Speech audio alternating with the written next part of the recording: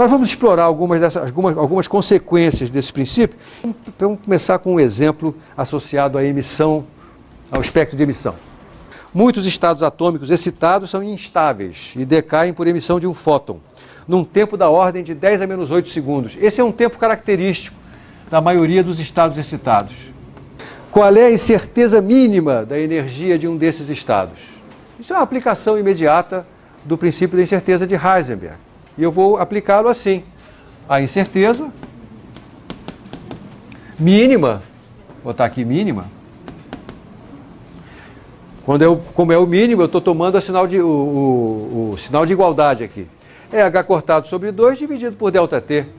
Aqui, ó. E aí, um cálculo aproximado, H cortado C, mais preciso seria 197 elétron-volts nanômetros. Vamos trabalhar com 200, é só um cálculo aproximado, né? Isso aqui vai dar 200 elétron-volts nanômetros. Então, eu quero que o resultado saia em elétron-volts. E é bom que saia em elétron-volts, porque eu quero comparar essa incerteza mínima com os valores típicos de energias atômicas. E aí, aqui embaixo, eu tenho o produto C ΔT. Isso aqui vai dar 2 vezes ΔT. E aí, qual é o valor de C? É melhor você escrever em nanômetros por segundo, né? Porque aí você vai simplificar essa unidade. 3 vezes 10 a 17, já que 1 metro é 10 a 9 nanômetros. Vai dar 3 vezes 10 a menos 8. Aí está, então, a incerteza na energia de um estado excitado, típico, né, de um átomo. Observe que é muito menor do que as energias atômicas, da ordem de 10 a menos 1, fator 10 a 8 de diferença, né? Vamos supor que a gente tem um elétron confinado num intervalo cuja largura é 0,1 nanômetros. Então ele está confinado no intervalo. E o exemplo serve também para a gente caracterizar melhor um pouco o que eu vou chamar daqui para frente de ΔX, porque eu fui um pouco enganoso com você, eu estou representando o ΔX aqui o tempo todo como se fosse a largura do pacote, né? Na verdade, quando eu defino o ΔX dessa maneira, eu estou definindo o ΔX relativo ao ponto médio. Então, na verdade, eu posso dizer que, com essa definição aqui, eu posso dizer que as posições nas quais o pacote é não nulo, significa essas posições aqui dentro, elas estão cobertas ou estão contidas na faixa X barra, que é o centro do pacote, o ponto médio, né? Mais ou menos ΔX. Então, de fato, a definição que eu estou utilizando faz com que o tamanho do pacote seja 2 ΔX. É um fator 2 que não faz a menor diferença, porque isso já está embutido nessas coisas que eu estou fazendo. Mas na hora que a gente faz aplicações práticas, é importante lembrar que a largura do pacote é 2 vezes o tamanho da incerteza. Então, se eu tenho um elétron confinado numa região, ele só pode se mover em uma dimensão num tamanho de 0,1 nanômetros. Tá certo? Eu quero saber, por exemplo, qual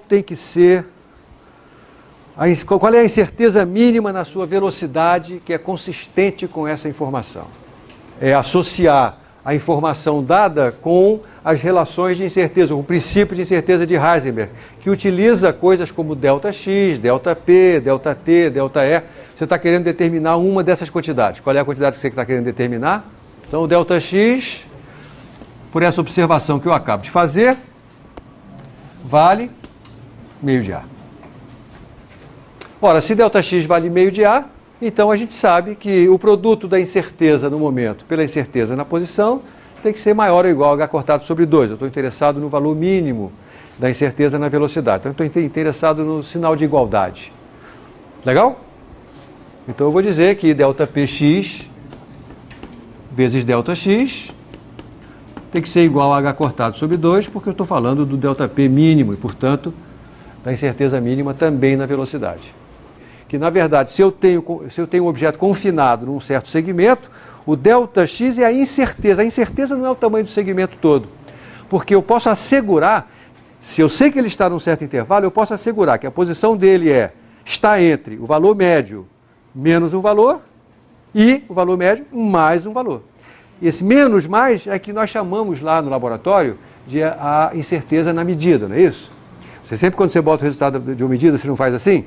X mais ou menos a incerteza? Então, para ser compatível, coerente com o que você faz no laboratório, foi que eu defini a incerteza dessa maneira, e é por isso que eu aqui estou relacionando a incerteza com a metade do segmento no qual eu sei que o elétron está. Uma vez feito isso, então, esse ΔP mínimo é H cortado sobre 2 vezes ΔX, e ΔX é A sobre 2, fica assim. Então, o ΔP mínimo é H cortado sobre A. Muito bem, se esse é o ΔP mínimo, eu sei quem é o ΔV mínimo, a incerteza mínima na velocidade. Por quê? Porque o momento é a massa vezes a velocidade.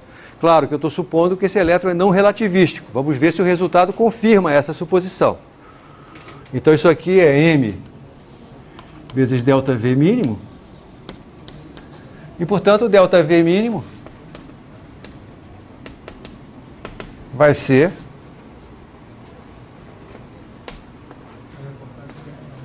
H cortado sobre MA. Vamos botar números de um jeito que seja fácil, do jeito mais fácil possível. Eu vou fazer assim, ó, botar um C aqui, outro C aqui e um C quadrado aqui embaixo que eu vou juntar com M. MC quadrado é 0,5, vamos trabalhar com uma casa decimal só, 0,5 MeVs, né?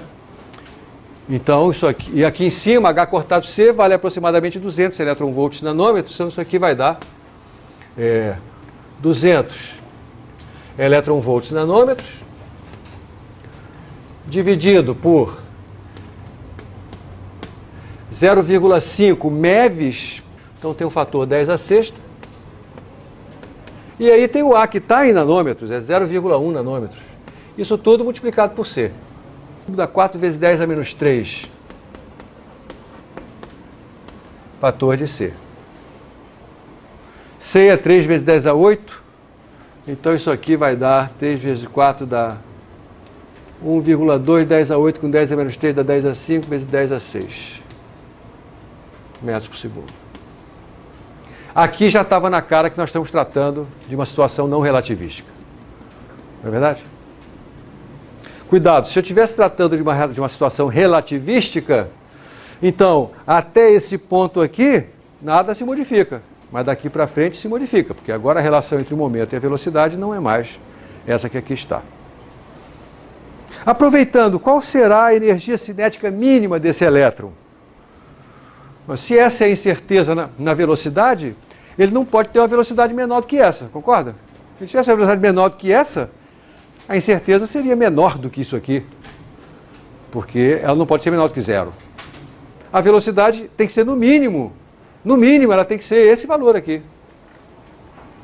Dizendo de outra maneira, o momento desse elétron tem que ser no mínimo H cortado sobre A. No mínimo.